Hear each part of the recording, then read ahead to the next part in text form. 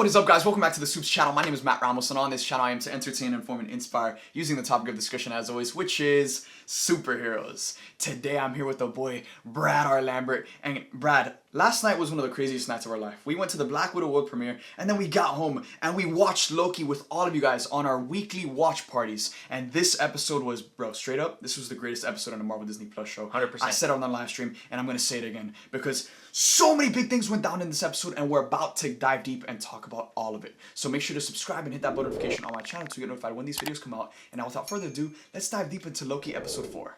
So heading into this episode, we knew the TVA was sus. They were definitely not who we thought they were, right? So the whole time, I don't know about you, but I was on edge. I was like, somebody say something. Somebody do something. Mm-hmm. And then Loki's straight up trying to tell Mobius, like, what's up? And he's like, oh, you're lying, you're lying. But the surprise is, Lady Sif? Lady Sif! Welcome back. Guys, and she's going to be in Thor Love and Thunder, so that was a great way to just pepper in that character and bring her back. Just bring her back. It was great. That, and then, I mean, we had probably 2 or 3 mind-blowing moments. Dude, jaws on the floor. First off, seeing the timekeepers, one. Nasty. Didn't expect that. At all. And then, Sylvie just tossing that. Bro, dude, it reminded me of that scene from The Last Jedi. Oh, yeah. Where Ren kills Snoke. Yes. That's what it reminded me of. Yes. But she just... Sylvie with just the toss. Sauce. She just decapitates one of the timekeepers, and bro, this is where my heart sunk. This is where chills were sent down my spine, and this is where all of the theories, everything we've been talking about on this channel, on social media, about the timekeepers being fake, about Kang the freaking Conqueror being behind everything, all of this is coming true, bro. Because guess what? When she decapitated that thing, they were robots. They were fake, bro. It's like Chuck E. Cheese in the TVA. Fake. They were fake. The timekeepers were fake, and guess what? Ravonna Renslayer, she was playing everyone the whole time. Yo, straight up, she might be the most hated villain in the MCU. Dude, straight up. She is pure evil. Straight up. No empathy. Like, I can't wait to see what she's got coming to her. Oh, bro, Sylvie's gotta mess her up. Loki, all the Loki variants, and we'll talk about some more Loki variants later on in this video, because that post-credit scene was pretty damn crazy. Mobius. Rip Mobius in the chat. Rip Mobius in the chat. Dude. We lose Mobius, and he went out like a superstar. Like, straight up. He just said what he needed to say. I hope he's riding a jet ski right now. Yeah. But also, Loki? Dude, when Loki got dusted? Guys, there were so many parts in this episode where I just thought, bro, this was such a big reveal. I think the episode's gonna end. I think it's just gonna end right here. Like, when Mobius died, I thought the episode was gonna end there. No. Then... When the timekeepers died. When the timekeepers died. We thought the episode was gonna end there. And then they're talking about who's behind all of this. Like, they're talking about Loki and Sylvie. It has to be Kang. It has to be Kang. But then Loki, out of nowhere, is trying to confess his love for Sylvie. Because that was another little side plot that was peppered into this episode. And that was the Nexus event. That was the Nexus event. Loki falling in love with Sylvie. And then them potentially being a thing. I don't know. We're gonna have to find out in the final 2 episodes. But this... I can't believe we're almost done, by the way. Bro, guys... We're almost done. This episode took things to a whole nother level. Like, we knew with episode 1 of Loki that they were gonna take things to a whole nother level with the show. But this episode elevated things like never before, bro. Straight up. We got the timekeepers. And now I feel like after this episode, I mean, it's safe to say he's coming. The truth is out. Straight up, the TVA he's coming. Has been revealed for who they really are. Kang is coming, guys. He's got it. Who else makes sense? There's no one else, bro. That's what I'm saying. There's no one else. And actually, this was a little Easter egg for you guys, but we got a little flashback scene of Ravonna Renslayer as a guard working for the TVA, bringing in like almost like a kid Sylvie. Yeah. And the number, she was called A23. In the comics, Avengers number 23, that is Ravonna Renslayer's first appearance, and guess who's the villain of that comic? Kang the Conqueror! So not only did we have to witness Mobius, a fan favorite of this series, get reduced to ash, he got toasted. He got toasted. But then right after that, the main star of the show! Loki, man. Right as he's about to profess his love, man. And then I mean, come on. I think everyone was like, there's no way he's dead. Yeah. There's no way he's dead. Yeah. We go to the post-credit scene, and not only is he not dead, but he opens his eyes and sees a group of Loki variants.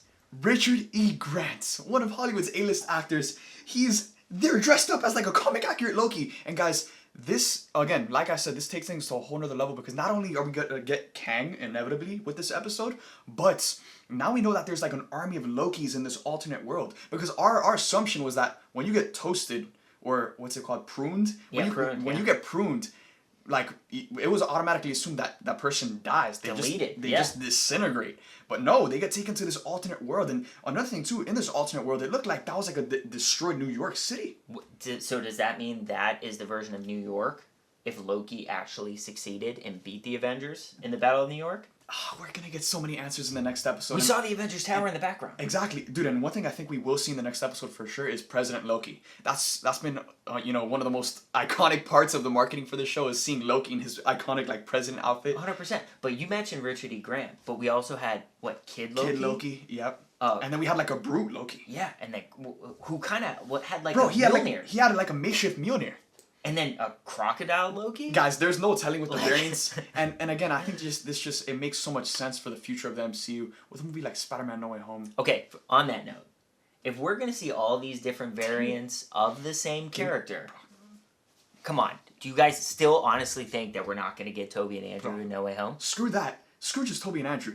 Bro, Spider-Ham, Miguel O'Hara, like Spider-Man Noir, Spider-Gwen, like all of it makes sense. It all makes sense now. And they're exploring it with the character of Loki in this crazy cliffhanger ending. And Tom Hiddleston talked about this episode. I was like, this is the episode where it gets crazy. And guess what?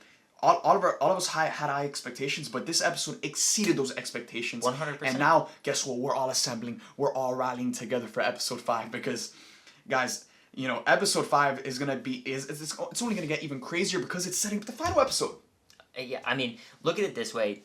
Marvel and Disney have consistently taken their films to the next level. Yeah. Now, with these Disney Plus series, every single one has gotten better and better and better. And not only that, they're good on their own, but then they're so good connecting the rest of the MCU. Exactly. Both film and TV. Exactly, and that's the beautiful thing about this show specifically is that as great as WandaVision was, as great as The Falcon and the Winter Soldier was, this show, it's not shying away from the connectivity of this universe. That's what makes this universe so great. That's why the MCU is known to be the MCU. It's because of the connectivity. That's why fans show up for every single damn project. That's why theaters are selling out for Black Widow as we speak. We went to the Black Widow world premiere and then came home to watch Loki episode 4. The amount of content we are getting, guys, is absolutely ridiculous. So, Brad, what a time to be alive. What are your final thoughts on this episode? Anything else you want to say regarding Loki episode 4? Why should fans be excited for Loki episode 5? Hype them up, bro. We still have 2 episodes left. And that felt like a season finale. It felt like a movie. That's what I'm saying. So, we still have 2 episodes left of this season. Mm-hmm. So that means the next 2 episodes are going to get even crazier. Straight up. And guess what? Like I said, after this one, Kang is coming. It's inevitable. Again, we all got psyched out with a lot of the WandaVision theories. But guess what?